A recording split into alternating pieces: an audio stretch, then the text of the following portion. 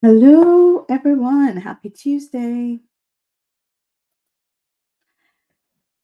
Hello, everyone, and welcome to another episode of the Fulfilled Musicpreneur podcast. Today, I am going to talk about we're still focusing on how to set yourself up for an amazing 2024. And I want to talk about letting go today because I think that we can take on things and carry it with us into the future. And that can serve us or not serve us. And I think it's really important to reflect on what we are taking with us into 2024 because if you're not careful, you're going to take things that won't serve you. They won't serve your business, they won't serve your career, they won't serve the dreams that God has put on the inside of you. So last week on the podcast, I spoke about how one of the things that we could do to set us up for an amazing 2024.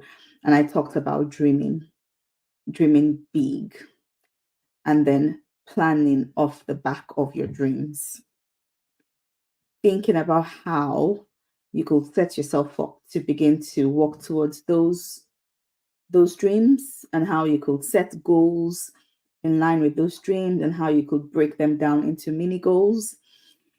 So if you haven't listened to it, you need to go back to the last episode and have a look. By the way, you might be wondering why I'm in my scrubs and why I'm going live in the morning. And that's because I had a really busy day yesterday and I just came off night. But I'm resolved to do weekly podcasts. And even though this one is coming late, late is better than never. So I am doing it on a Tuesday morning before I go to bed, before another set of nights. Now, back to what we should be letting go of. So you probably had a look at your 2023. You thought about what went well. You thought about what didn't go well. And sometimes we take what didn't go well into the future because we don't want to repeat the mistakes that we did. However, I want to make a distinction here between a true mistake and the fact that it just didn't work out. Maybe it just wasn't your time. And I want to highlight the fact that sometimes you need to go through a lot of no's before you get a yes. So I think at the start of a new year is a time to let go of some things.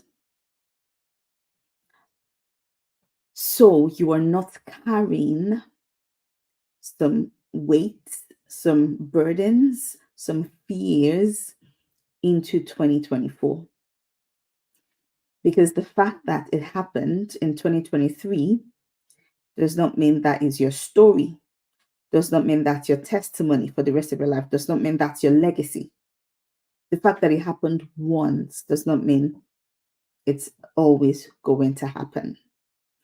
And sometimes we need to give ourselves a hug and tell ourselves, I'm sorry that happened. I know it was tough. And I know you don't want to feel that way again. But I need to keep going because it's the right thing to do. For example, you may have spent some money trying to promote your music. Maybe you did a marketing campaign and you didn't have the results you were hoping for. You pitched to some playlists and paid for it, and you got a lot of no's and you were disappointed.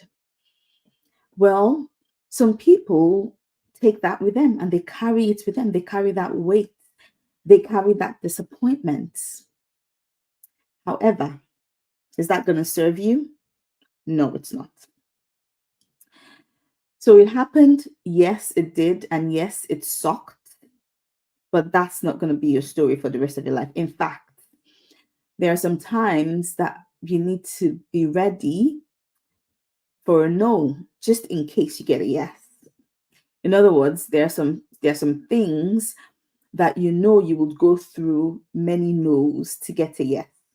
But just that one yes can change the course of your business, of your life. I'm going to tell you a couple of stories.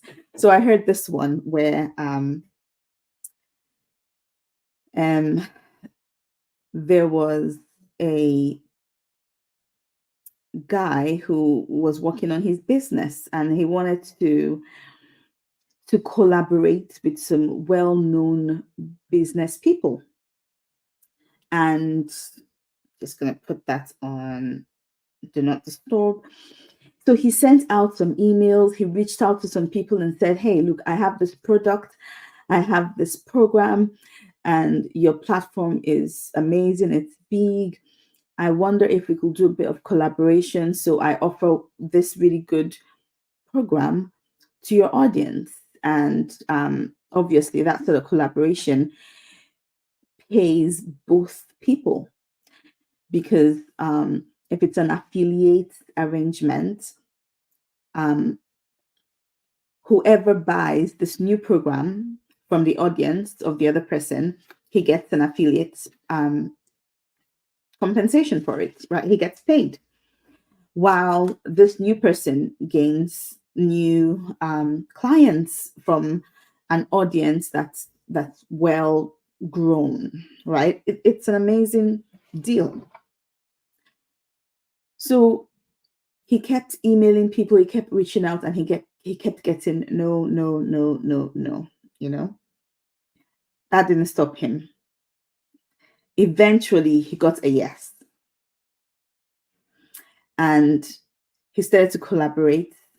There was a lot of noise that this was happening, and then people that had told him no started to go back to him and say, what's happening here?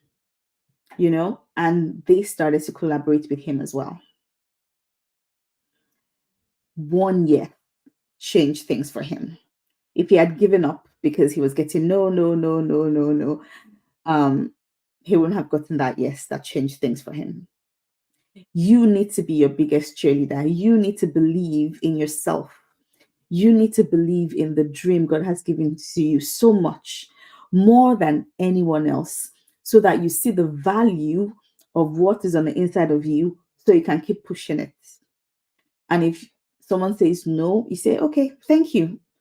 Sad that you can't see the value of this right now, but that's okay. I'm gonna keep going. And you keep going till you get a yes. So number one, let go of past disappointment. I asked a question recently in a training session, and this mentor of mine, Brad Golderman, we were having a training session, and he was talking about how he started his coaching business. And he mentioned something. He said there are some times that it felt like I had wasted money. I had started this new technique of marketing. I think he tried webinars. It was the rage. Lots of people were having huge success with it. And he tried it, and no matter what he did, it wasn't working for him.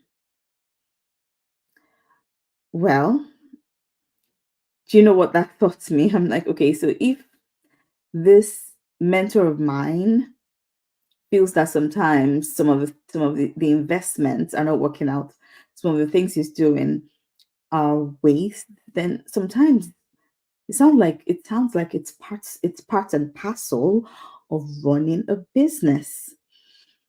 There are some investments that are not just going to play out as you hoped. It does not mean they were the wrong investments.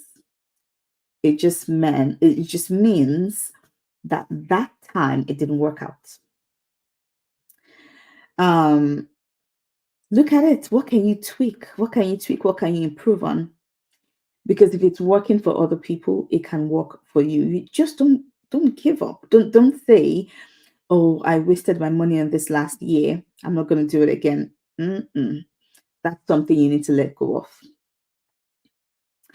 Fear of failure, you need to let go of it. Fear of, oh, I wasted my money. You need to let go of that.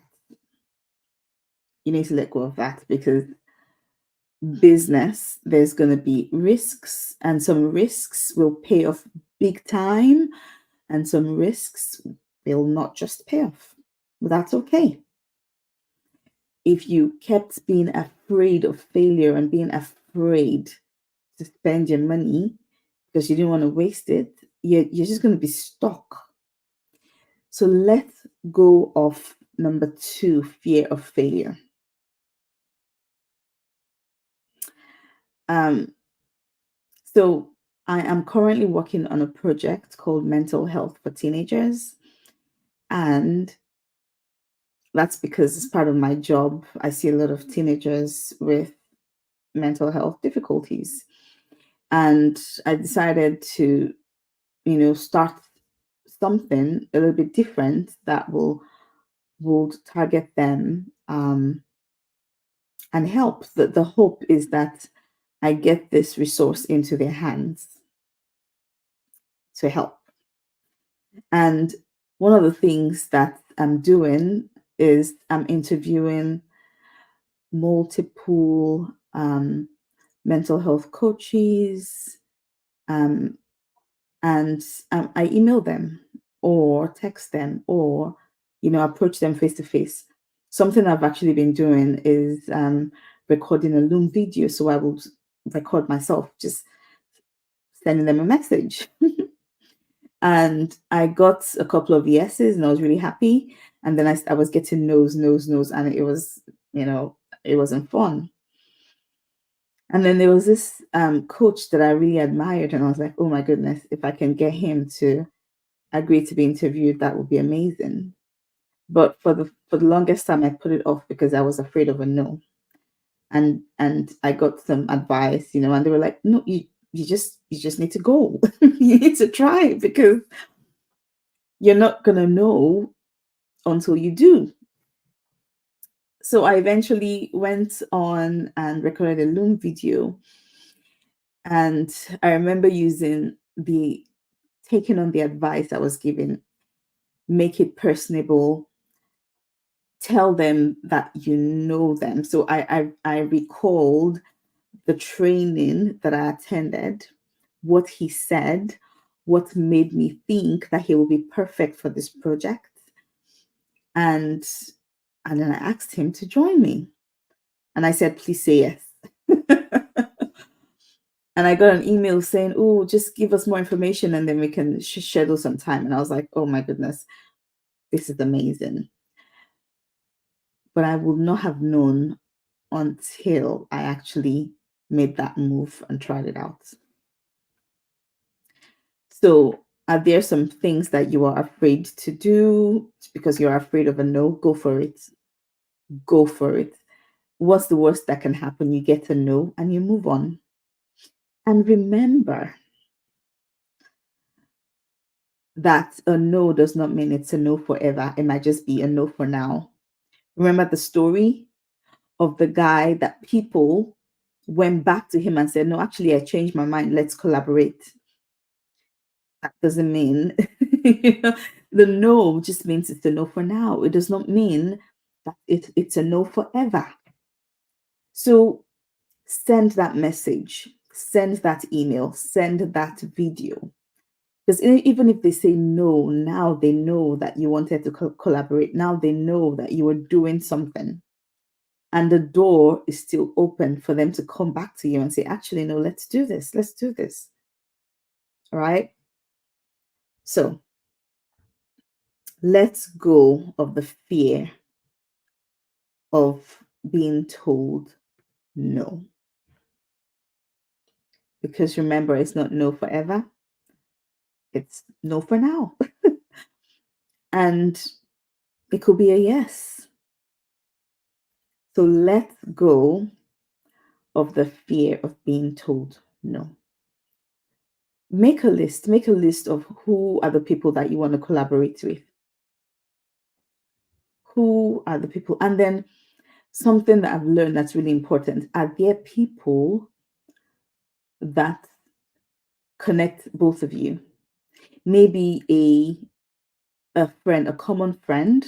Maybe both of you are friends on LinkedIn, or because those people are connections. You don't even have to say, "Can you introduce yourself?" You can literally just say, "Oh, I noticed that you are also friends with this person. I'm also friends with them. I know them this way." Like it's just a common thread that you can pull on to start a conversation. I've been learning a lot of strategies around LinkedIn and making connections with decision makers and things like that. And sometimes you just need a common thread. Just that, "Oh, I see that you know this person. How do you know him?" you know or go listen to if they went on a podcast recently, go listen to that podcast and say, "Oh, by the way, I listened to this podcast recently. I really loved what you said about this. I would love to connect."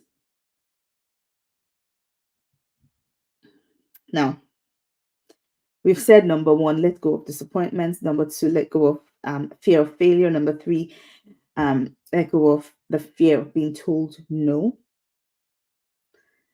Give yourself a hug and tell them, I know that sucked.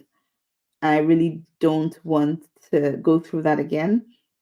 But because I may need some no's to get to a yes, I'm going to do it. I have to suck it up and do it. you know? And I want you to resolve to be three things in your business or ministry this year. I want you to resolve to be three things. Number one, the CEO of your ministry, of your career, of your calling, whatever it is. And the way I see CEOs are the people that they they plan the way. They're the ones who envision and plan how they want to get to achieve the vision, achieve the goal. They work on the business, not in the business. They're big picture thinkers. That's the CEO of the company. They're the ones that think about who will be amazing partners that will help me move the needle forward in my business. Who will be the amazing partners? Who can I collaborate with? Who is going to help me get closer to this goal? So they think outside the box. They think big picture. All right. Manager is totally different. Manager, number two, I want you to resolve to be the manager of your business. And a manager essentially works in the business, right? The day-to-day running of a business. So prioritize the important things: daily marketing, daily adding people or decision makers to your contact list, reaching out to people, sending the emails, um, promoting, actual selling, actual the numbers,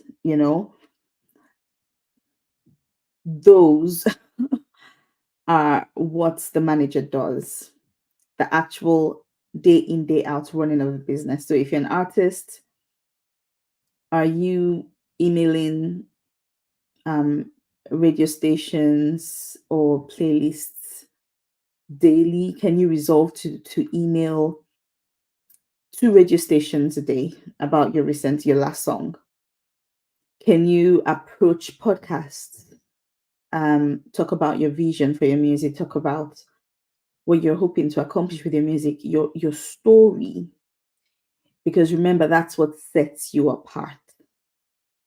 Are you emailing podcasts and pitching yourself as a guest to talk about what God has put on your heart? Are you doing that?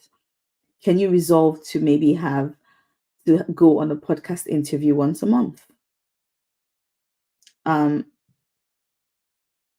resolve to be the manager? How about gigs? Resolve to play maybe a paid gig, a free gig. Resolve to put yourself out there, you know. And if you cannot find a stage, create your own stage. We're all on Facebook. We're all on Instagram. Just do a flyer on Canva saying, on this date at this time, I'm going to be going live to share a couple of songs and invite people. Invite people. And you can even host it on Zoom if you want it to be really, um, if you want it to be really exclusive. You send people invites to Zoom, you go on. I had my book release concert recently. It was amazing. It was lovely. We played a game. Someone won a prize, which was the book. I played several songs and walked people through journaling on their plans for 2024 as I sang those songs. There's lots of different things that you can do. A manager, it's your job to think about actually doing these things. Okay. Now, number 3, publicist. Get yourself out there, put yourself out there. You need to nurture your audience. People need to know that you're around, you're serious, you mean business. Take some time out and introduce yourself again, introduce your vision again, your mission again. If you've not done that for a while, this is the new year. It's a great time to do it again. And let people that are new to your world know that this is happening. You are around, you have a mission, you have a vision, and people can get on board to look out for what you'll be doing, right? And be your own biggest cheerleader. Be your own biggest cheerleader. I love that. Like, if no one cheers you on, you cheer yourself on. You pat yourself on the back. Be your own biggest cheerleader. Sometimes it just takes you celebrating yourself before other people wake up and start to do the same. So that brings me on to the end of this episode. I hope you have gotten something of value. You've been inspired. And I hope that you really connect to being your own manager. I remember Rick Baker is one of my mentors, and he was saying something funny. Someone said, "Oh, can you give me a list of um people to send my music to?" And he was like, "Well, if your own manager, you will sack you. If you were my manager, I will sack you." And sometimes we have to take ourselves, seriously that way. If you had a manager and they were running your business, how you were doing it, would you sack them? What would you expect a manager to do for you? Are you doing it for yourself? And sometimes it actually helps. It actually helps to read up the job descriptions of some of these things. Actually read it up. What does a CEO do? What does a manager do? What does a publicist do? Write them down and then start thinking, okay, how can I do it? Am I fulfilling this? Am I fulfilling this? And you can even split your time into percentages. So for example, a CEO, you can decide that for an hour a week, I'm going to be the CEO of my company.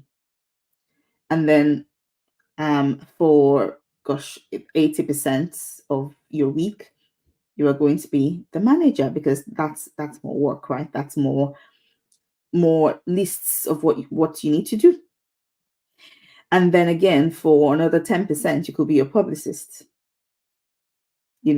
Big picture, what can you do to move your business, your mission, your vision forward? Hi, I see someone is watching. I'm rounding up now, but it would be lovely to hear from you, to say hi. before I round up. But I'm really hoping this has blessed you and encouraged you and stirred up something in you. Let me know if that's you. If you know a friend who will benefit from this as well, could you share this with them?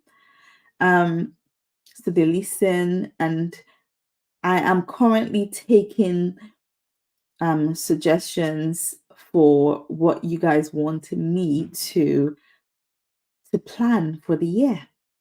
Um, what interviews, what content do you want me to create? Which areas are you struggling in? Because then I could then go get guests, experts on these topics so I can serve you better. Because this podcast is not for me, it's for you. It's to inspire you, it's to inspire other artists to step boldly and powerfully into their calling. So if there's something that you would like help with, go ahead, post it in the comments, email me.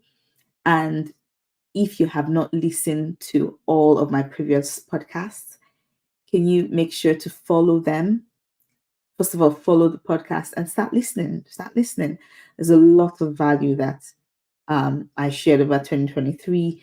Lots of amazing guests. So let me know if there's content you want me to cover. Number 2, share. Number 3, go listen to previous podcast episodes if you haven't. So I'm going to sign off here. Have a lovely rest of your week. Take care and talk to you next week. Bye for now.